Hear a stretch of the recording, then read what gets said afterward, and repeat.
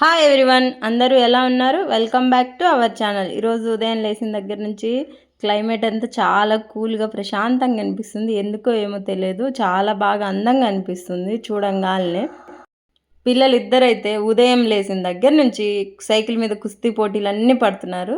అంటే రిషి సైకిల్ నేర్చుకుంటున్నాడు, తనకి already cycle దొక్కడం వచ్చు. అందుకని రిషి వాళ్ళ నాని అయితే దగ్గరుండి నేర్పిస్తుంది. అంటే పట్టుకుంటుందని ఏం కాదు, మా అత్తకి కాళ్ళ నొప్పులు, పట్టుకోలేదు వాళ్ళకి అలా కింద పడితే లేపగలుగుద్ది. తని ఉన్నంత షార్పు రిషి ఉండడు. ఏది క్యాచ్ చేయాలన్నా తనియే ఫస్ట్ క్యాచ్ చేయగలుగుతాడు. ఏది చూసినా ఫాస్ట్గా నేర్చుకుంటాడు, ఎవరి మీద డిపెండ్ అవ్వకుండా. రిషికి అయితే నేను వాళ్ళ డాడీ ఎవరో ఒకళ్ళ ముండైతే నేర్పించాలి. పిల్లలిద్దరు సైకిల్ దొక్కుతున్నారు. అన్న వరకు కూడా అన్న వెళ్ళిపోయాడు. పిల్లలిద్దరు ఇంటికాడుంటే ఒక్క నిమిషం ఖాళీగా అస్సలు ఉండరు. ఎప్పుడు ఏదో ఒక అతి పని అయితే చేస్తుంటారు. ఇంట్లో సైకిల్ తొక్కుతున్నాడు వీడైతే. బయటికి వెళ్ళరా అంటే నేను వెళ్ళను, నేను ఇంట్లోనే తొక్కేస్తానని అయితే చేస్తున్నాడు. అతిలో నెంబర్ 1 ఫస్ట్ తని అయితే. నేను అప్పటి వరకు పనులన్నీ కంప్లీట్ చేసుకొని జస్ట్ అలా కూర్చునేసరికి వాడు మళ్ళీ నా కోసం పనులన్నీ ప్రిపేర్ చేసి అయితే రెడీగా ఉంచుతాడు. ఇంట్లో నేను ఎక్కడుంటే అక్కడే ఉంటాడు. ఒక్క నిమిషం అటు పక్కకైతే పోడు నన్ను వదిలిపెట్టి. నేను బయట ఉంటే బయట ఆడుకుంటాడు, ఇంట్లో ఉంటే ఇంట్లో ఆడుకుంటాడు. అలాంటి పిల్లవాడు వీడు. రిషికి అయితే సైకిల్ రాదనేసి వాళ్ళ డాడీ వాళ్ళ మామయ్య వచ్చిన తర్వాత రిషికి అయితే నేర్పిస్తున్నారు. చెప్పాను కదా, వాడికి ఎవరొకళ్ళు సపోర్ట్ అయితే ఉండాలి, తనకి అలా అవసరం లేదని. అంతసేపు నేర్పించిన వాడికైతే ఇంకా రాలేదు. పట్టుకొని వెనక పట్టుకున్నామా లేదా అని సేఫ్టీ సైడ్ అయితే చూసుకుంటున్నాడు. రిషి అంటే అన్నకు చాలా ఇష్టం. వాడు ఎక్కడ కింద పడతాడు, వాడి వెనకాతలే తిరుగుతున్నాడు అన్న. వాడి కింద పడితే దెబ్బలు తగిలేస్తాయేమని తని మీద అంత లైక్ చూపించాడు. కానీ రిషి అంటే చాలా ఇష్టము. నేను ఒకవేళ కోప్పడ్డా, ఎందుకు కోపడతావు, వాడిని ఇంటికాడే ఉంటున్నావు కదా, కొంచెంసేపు చూసుకోవచ్చు కదా అని నన్నే అరుస్తాడు తప్పితే రిషిని అయితే అన్న ఏమన్నాడు. అంత ఇష్టం రిషి అంటే అన్నకి. ఇంట్లో వాడే ఫస్ట్ పుట్టాడు కాబట్టి వాడి మీద అమ్మ కానీ చెల్లి కానీ అన్న కానీ ఎక్కువగా చూసుకుంటారు. రిషికి సైకిల్ నేర్పించాలంటే ఇంట్లో వాళ్ళందరం అక్కడ ఉండి మరీ నేర్పించాలి. మేము మధ్యాహ్నం ఫంక్షన్కి వెళ్దాం అనుకున్నాం. ఉదయం క్లైమేట్ కూల్గా ఉంది, చల్లగా ఉంది అన్నా కదా, దానికి కారణం ఇదేనేమో. అసలు వర్షం మామూలుగా లేదు, బీభత్సం సృష్టించేసింది.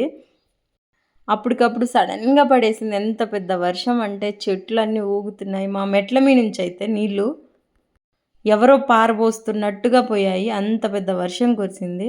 అయినా ఫంక్షన్కి వెళ్ళడం అయితే తప్పదు కదా, వెళ్ళాలి.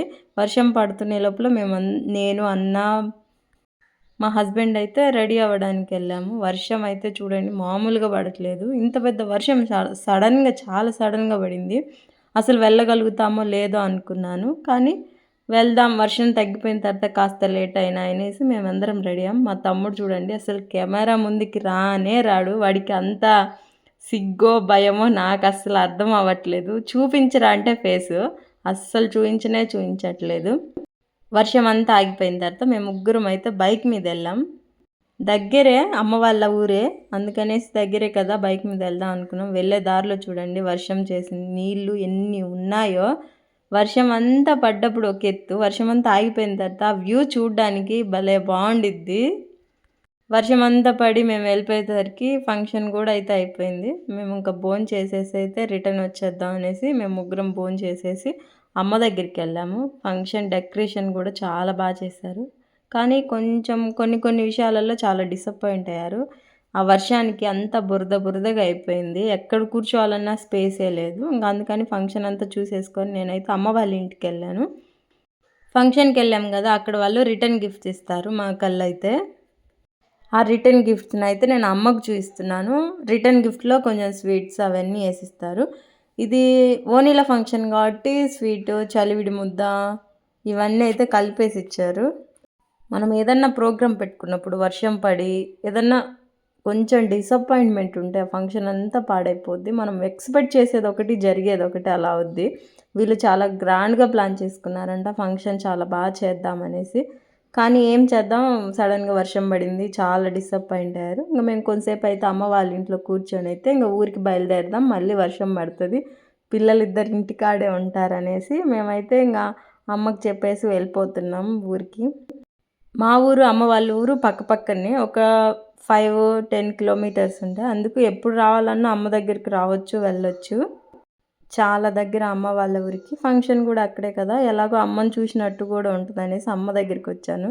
చెప్పాను కదా! అమ్మని ఎప్పుడు చూసినా ఫస్ట్ టైమ్ చూసినట్లే అనిపిస్తది. ఎప్పుడూ ముచ్చట్లు చెప్తూనే ఉంటాం. అమ్మతోటి ఎవరికైనా బాండింగ్ అలాగే ఉండిద్ది. ఇంగా అంతా అయిపోయింది. ఇంక వర్షం కూడా తగ్గిపోయిందనేసి మేమిద్దరం అయితే వెళ్తున్నాం. అన్న రావట్లేదు. అమ్మ దగ్గరే ఉండి రేపొస్తాడంట మా ఊరి దగ్గరికి అన్నయితే. ఇప్పుడైతే నేను మా హస్బెండ్ మాత్రమే వెళ్ళిపోతున్నాం. మళ్ళీ పిల్లలిద్దరు వెయిట్ చేస్తుంటారు ఇంటి దగ్గర అనేసి. వెళ్ళే దారిలో రిషికి పునుగులు అవంటే చాలా ఇష్టం. అందుకు పునుగులైతే తీసుకెళ్తున్నాం. రిషి మాతోటి వస్తానని ఏడవడు కానీ, మేము ఇంటికెళ్ళే లోపల వాడికేదన్నా తీసుకెళ్ళకపోతే ఖచ్చితంగా ఏడుస్తాడు. ఏదన్నా తీసుకురావచ్చు కదా మమ్మీ అనేసి. ఇంక నన్నైతే మా హస్బెండ్ ఇంటి దగ్గర వదిలేసి ఏదో చిన్న పనుందనైతే వెళ్ళిపోయాడంట. మా ఇంటి దగ్గర చూడండి అంత ప్రశాంతంగా అనిపిస్తుందో వ్యూ చూడడానికి. నా వీడియోస్ మీకు నచ్చినట్లయితే లైక్ చేయండి, షేర్ చేయండి, సబ్స్క్రైబ్